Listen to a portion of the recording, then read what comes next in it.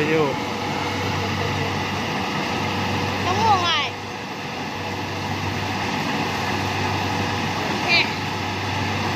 จะง่วง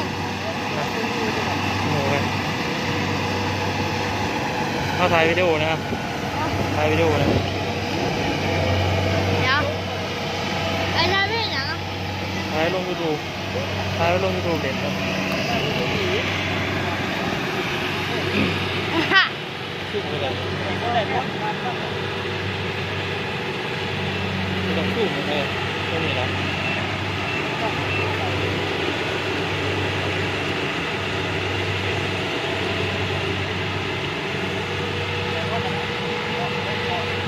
ไอ้ยาไปลงยูทูบไปเลย โอ้ถ่ายเ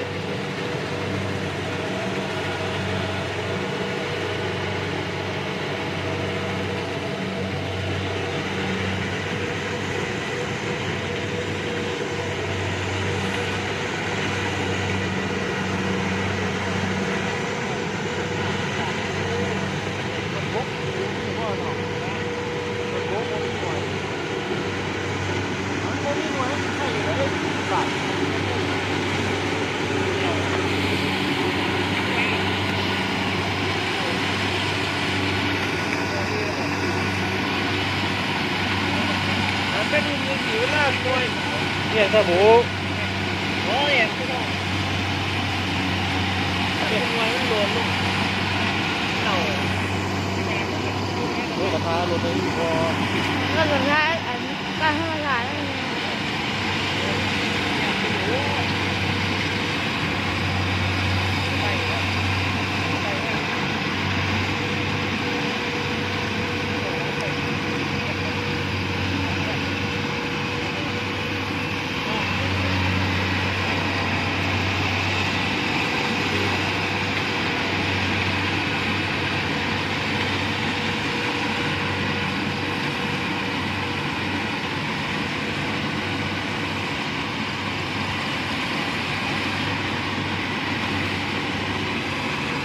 ไอ้เช่าเลยไปหรอปะ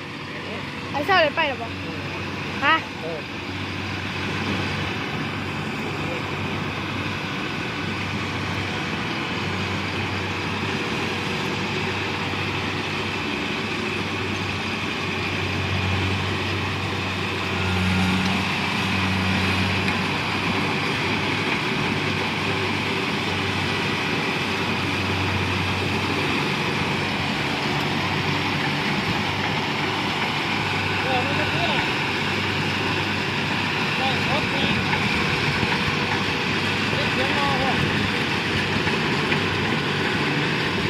เกี่ยวข้าวปีนี้เกี่ยวข้าวปีนี้ก็เป็นอย่างนี้แหละครับราคาก็ไม่สูงเลยรัฐบาลก็รัฐบาลห่วยๆตาตาลายอะไรนะทีมงานถาวรนะครับอิเล็กทรอนิกส์ขายบังไฟครับขายบังไฟแสนเลยครับเด้อรับงานถือครับไรละ250เติมน้ำมันเองเราเอง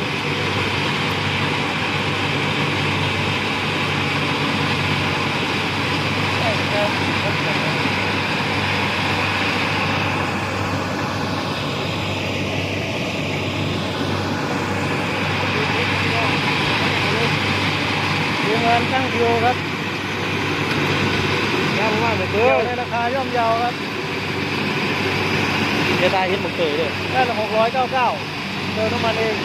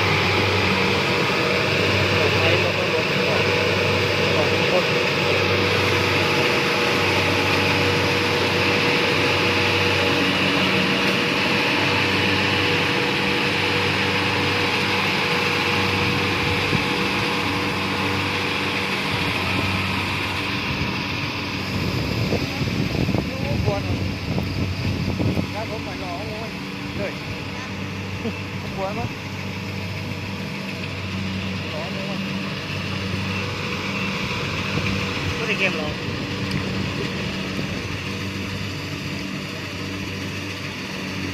ใช้ในโหลดสมหม้อสมหม้อ ไม่เปิดเข้ามาหน่อยโอ้ยโอ้ย เงี้ยไปเลยโอ้ยเงี้ยเป็นนี่เนาะ ไม่เอาไป ไม่ทำให้ไม่หลุดท้อง เขาถ่าย ไม่ใช่ว่าไปนำแม่เขาไม่ใส่ แนะนำ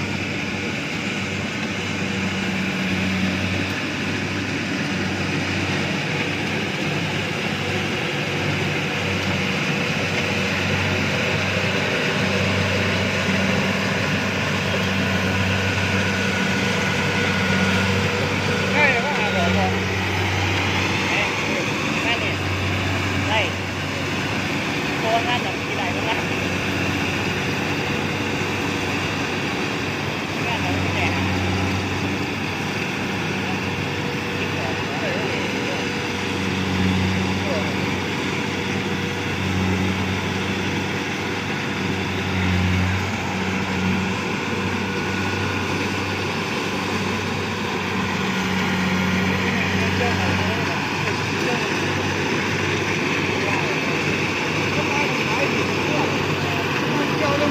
การงาน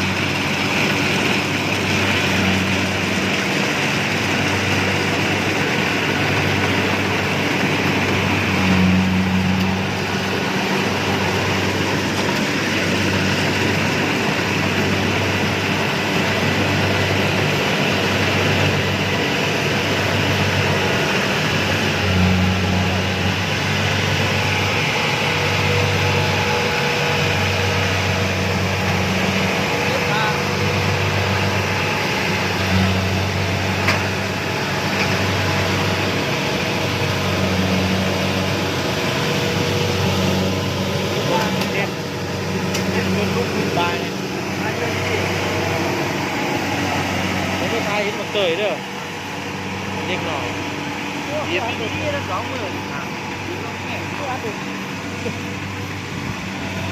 ก็ตาเห็นก็ดีใจว่าถ้าว่าได้เป็นลูกเริ่มบอกเขาดีลูกก็ได้ ไอ้การสต็อปเวลาเขากดเลนไม้มันกับเลนที่เก่าอ่ะ บอกมันกับมันตึงแล้วมันจะมาตึงไหมก็เลยพ่ออยู่ อ๋อ12ก่อนเห็นไหมแล้วงานหนีเลย บางอย่างในใจเนี่ยอะไรที่จะดีครับอะไรจะ ถึงเซายังพี่น้องครับ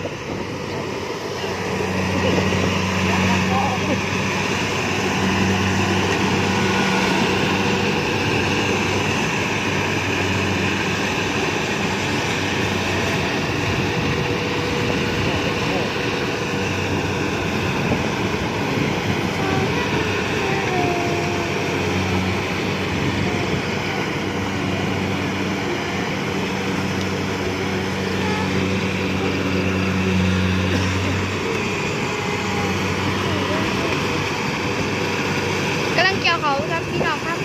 นี่